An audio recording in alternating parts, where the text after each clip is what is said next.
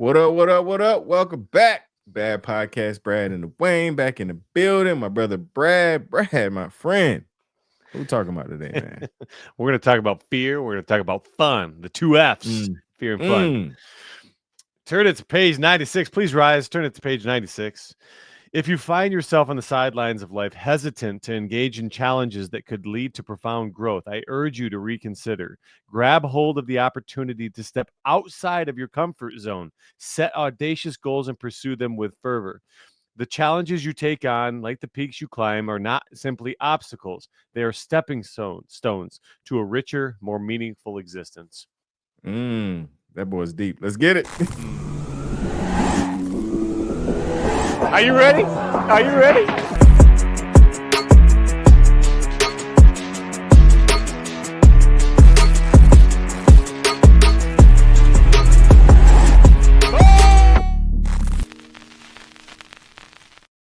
What it look like, what it be like, what it do back in here. Another edition of the Bad Podcast, Brad and Dawain in here. Getting ready to drop this next episode, man. We are killing the game, knocking it out every Monday, your favorite podcast. And, if you're watching this on YouTube, man, we're back on Apple Podcasts. There was a little delay there with our Apple Podcast account, but we are back on Apple Podcasts. Shout out to all iPhone users that listen to it on Apple. You can find us there, so you can listen to us while you run and walk. You don't have to open up YouTube. You can check us out there. Also, man, we got the Step Jam Challenge coming. Make sure you go to Eager to Run, eager2run.com. Sign up for the Step Jam in Columbia, South Carolina. No matter where you are in the world, you can come to Columbia and hang out with us and step with us and jam with us. It's going to be a crazy, crazy time, man. And I like to also start the show before I let Brad talk. I told you that the Eagles are going to win. My Fight, numbers were off. Eagles fight. My numbers were off. I thought it was going to be a tighter score. I was telling my buddies after they passed 28, I was like, "Oh, there go my numbers." But yeah, man, that was something to behold, man.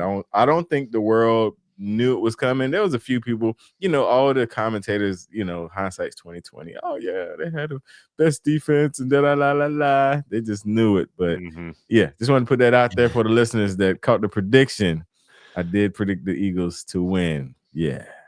Fight, Eagles fight, man. Dude, I was watching this thing the other day, and it was Michael Strahan. It wasn't Michael Strahan, but Michael Strahan was on the video, and they walked up to this big time, like, diehard Eagles fan. And they're like, "Hey, do you want to do the chant?" And he's like, "Yeah, EAGELS." Bro, everybody's been misspelling that thing, man.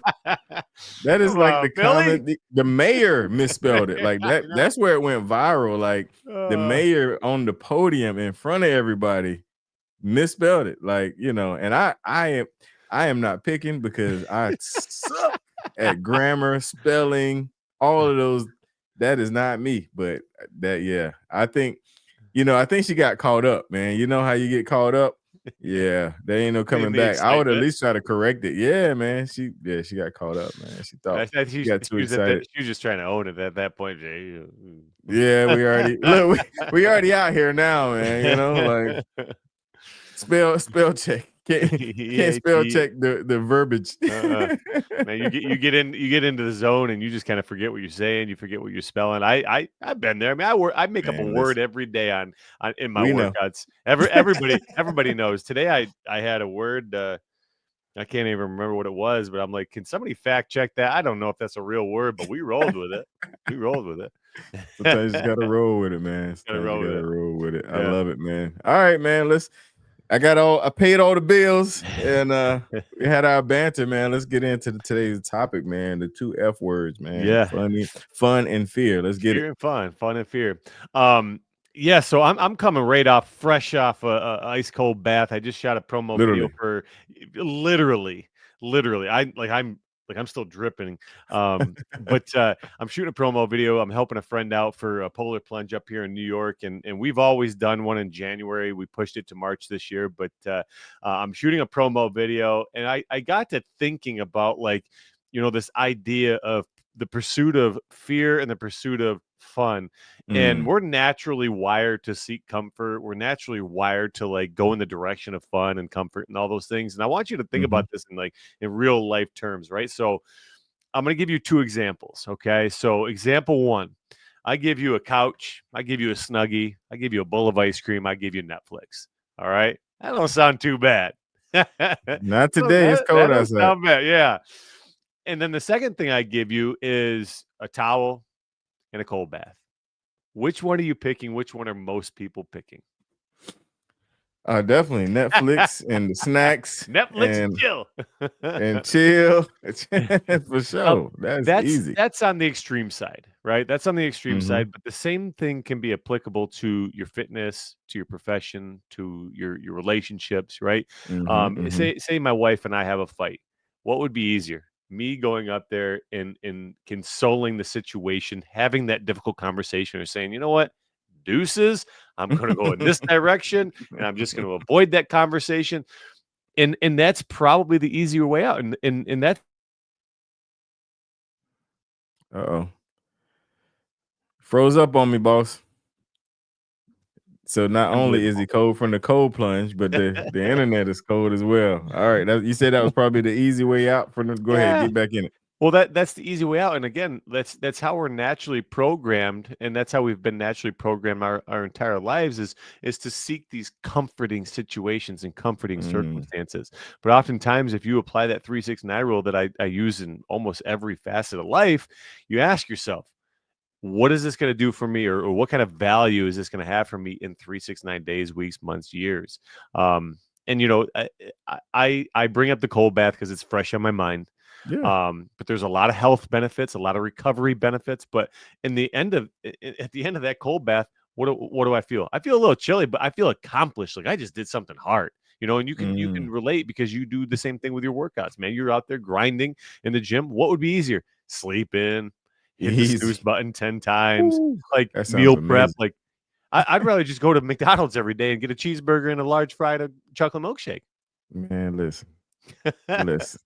you know? So yeah, no, I that not to cut you off, man, but man, like when you have to be disciplined, man. Like I thought about this yesterday. This is fresh on my mind.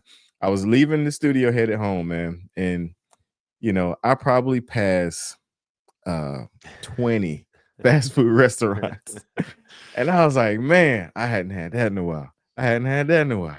I mean, Bojangles, Mm. Popeyes, Bojangles. yeah, man. Like I was just thinking about it, like God, like how it. I mean, and it's gonna be full circle, but man, how liberating would it be just to pull in that driveway, get whatever I want with a large sweet tea, extra season on the fry. Like how freeing would that be, man? But I got goals, man. I gotta be focused. Mhm. And and I'm not only tempted by fast food, by service stations, man. Like we talked about the Reese's, man. Like they got they got all kinds, man. They got the 6-pack, they got Mm. the fast break, they got the. They got the I double mean, stuffed Reese's. man, listen. So it's so easy to just turn into one of them spots, Mhm. get whatever your heart desire, get the Bowberry biscuit, get whatever. I don't even know what that is, but it You don't know sounds what a good. Bowberry biscuit is? Oh Explain. my God. Explain. Listen, y'all. Listen, we gotta when you come to Charlotte, you gotta go to Bojangles, get a Bowberry biscuit. So what a Blueberry Bowberry biscuit. biscuit is, I'm breaking the story for this. Like, the biscuits they have, they're really Mhm, big and soft, right? mhm, mhm. So what they do is they mix in blueberries into the dough, and Ooh. they bake the biscuit, and they have actual blueberries in it. Then they put some frosting on the top, and it's warm, and you eat it with a fork, and it's amazing. Bowberry. Bowberry biscuit, bro. You got to get you one. You got to Done. try. You got to experience it. I'll be on the But road and I'm heading your new direction. So I am going to find a Bojangles and I'm getting a Bowberry biscuit. and you need to throw it in the stories and say, listen to this week's episode to find out why. I like that. As a matter of fact, done. Right, right. Done. But no, I said all that to say, man, it's easier just to pull in there and grab that. Mm. It takes discipline and grind and focus to eat that E2M meal that's been sitting in your lunch bag since Tuesday. It takes it takes discipline to throw that in the microwave instead of pulling over and getting that Bowberry or pulling over and getting that Reese's, man. It takes doing that hard thing, man. And I'm not going to take a cold plunge, but that in my mind just mentally, y'all could tell when the compassion in my voice, I'm still not over it. Like that was the hard thing for me. Yeah. And everybody has a different hard, right? Everybody has For something sure. that's difficult. Like there's runners in the world. They're like, hey, I get to go for 20 miles. And I'm like, this and What? I'm somebody that likes the mental side of things with running. Like the physical side of things, like I feel physical benefits, but I'm a lifter. I enjoy lifting. I enjoy Right. lifting weights like you, but being in the run world and having goals as far as half marathons go and that sort of thing, like I don't necessarily enjoy going for my runs. And I have people reach out to me all the time. They're like, hey, how does it feel to be a good runner? How does it feel to want to go for a run? I'm like, I never, or very rarely at least, want to go for a 10-mile run. And this is going to drop on Monday. So last week, it was last night, as we're recording this, but it was a Wednesday night. I put my kids down. My wife was at the dinner with my mom and my sister, and I'm like, I really don't want to do this. I got to I got to travel in a couple days. I got to live in the morning. I got a circuit on Friday morning. But I have a 10-mile run in my training. So I'm like, okay, 8 o'clock at night. Here we go, 10 miles, and Mm. that's about an hour and a half for me. 9:30 at night, I'm wrapping up. My legs are killing me. I jump in the shower, ice cold shower, just to get that recovery, boy. And like, but to speak to that discomfort and those tough decisions, everybody's born to be great. Everybody's born with greatness within them. But unfortunately, it takes those tough decisions. It takes those tough actions to discover that. And again, Yeah. you bring that Netflix idea back. I would choose, most people would choose Netflix 99% of the time over a long distance run, over waking up at 3:30 in the morning every day, over meal prepping, over fasting, all those difficult things that the internet's telling you to do right now, whether it's trendy or not, those things that are going to provide long-term value, we run in the opposite direction of those because fear, doubt, worrisome of judgment, Mm. failure. I heard this thing the other day, D. It said, fear and doubt will kill far more dreams than failure ever will or Mm. ever or ever will. I thought that was kind of fascinating because, when I think of it, I have a fear of failure. It's not failure that's Mhm. preventing me from tapping into my greatness. It's the fear of failure, or it's the Mhm. fear of Mhm. somebody else judging you, or the fear of coming up short. But failures, I mean, we've talked about it 100 times. It's a component, it's a Yeah. stepping stone, it's a building block to your big comeback. Yeah, no, that's really good, man, and it does prevent a lot of people, man. The fear of failure. Gary Vee talks about it all the time. We worry so much about what other people think and their viewpoints, that it paralyzes us. Mhm, We worry about them seeing us fail. And it will you know, it will cause you to not take advantage of different things or not challenge yourself or not, going out on a limb, and it will cause you to do that, man. And that's so unfortunate because people got a lot of potential. And the very thing is holding them back is worrying about what someone else's perception of them mhm, is, mhm. because if you look at every success story, I mean, there is no success story without failure, Right. There, Mhm, there is none. Like, it don't matter what, if it's a business, if it's fitness, you cannot find nowhere where someone made it to the pinnacle and didn't have shortcomings and failures and all of those things, man. And so, that is that's going to resonate with a lot of people, mhm. because even with weight loss, we deal with a lot of people with weight loss. A lot of people, they're unhappy with their body, they're unhappy with how they feel, how they look. They're very unhappy, but they fear that if they start something and then fail, then people are going to talk about them, or oh, they're going to do that, and that very thing prevents them from taking that step. Mhm.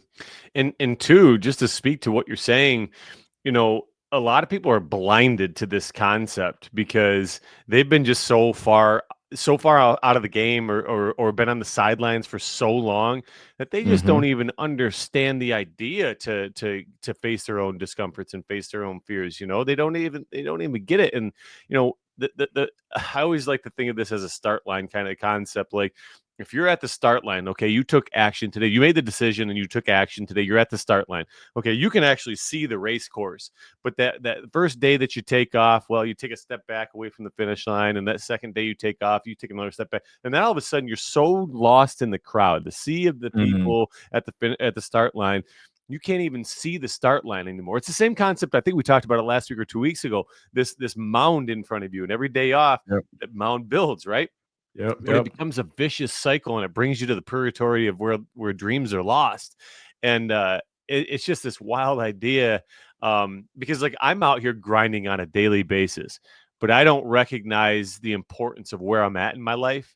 And I've done a lot of cool things, but again, you come back to that start line, and my start line is somebody's dream. Yes. Did Yes. something just happen? No, Oh, you're something good. popped up on my screen. I'm Oh. distracted. Squirrel. It's great. You know how I am, man. People that are watching this know me. They're like, "Oh, that's normal." Yeah. Um, Yeah. I don't even remember what I was saying, but something along the You were lines saying of, your start line is some yeah, people's dream. Yeah. yes. I And got you, and man. and here's where I was going with that is, if you're watching this, right? As long as you're making the decision to do those hard things, whether it's running, whether it's weight loss, whether it's something professional, emotional, relationship, um, uh, I guess. Mm-hmm. Your start line is somebody else's dream. So be grateful for that. And two, stop looking lateral. Stop Mm, looking lateral. Look in the mirror. Okay. that's Because right. that's the only person that you need to really affirm to is your reflection. Mm-hmm. Mm-hmm. Yeah, no, that's good. And the start line is someone else's dream. That's so good because we're our own worst critic. We always feel like we short here. I wish, like that old hip hop song. I wish it was a little bit taller. I wish it was a baller. You always wishing for something else, man. And the very thing that you have is, a lot of people want that play. Like, although I would love to be able to walk around stage weight and chiseled all the time, which is almost impossible. Mhm. There's some guy that would love to, have my physique where it is right now, Yeah. and I mean, I don't envy you running, but I'm sure somebody out there envies. Plenty of people. Yeah. I don't some days. But it's just amazing. It just kind of gives you some perspective, and you just remind yourself of that. And then also, the comparing yourself, because I look at like a Eric, that's years of work. I'm like, man, I want to look big like that, man. And I can't compare, my day one to his day, 101. Mhm. I can't compare myself to that. And because what that does is that will I have something to work towards, but I don't want it to put me in a place where I want to quit because I'm not where I think I need to be. Mhm. And just to speak to what you're saying, there's no two identical journeys, right? Mm, I mean, there's no two identical journeys. You could have the same exact physique as so and so, right? I'm going to mhm, use Kai Green because Kai Green's, he's the pinnacle of bodybuilders, and I love me some Kai Green. So I'm just going to right. relate to you relate to you to him. If you guys had the exact same physique, right, the exact same routine and the exact same discipline, the exact same eating routine, right, everything's the Mhm. exact same, you're still not going to look the same, right? Because there's Yep. no two identical journeys. And just to speak to that, you have to, every single person that watches this podcast, you have to reflect on where you are, who you are, and what you want to accomplish, right? Yep. We spend a lot of time wishing I had this and wishing I had that. Just like you said, I wish I was taller. I wish I was this. I wish I was that. Right. And I want to apply this to this step jam theme. Right.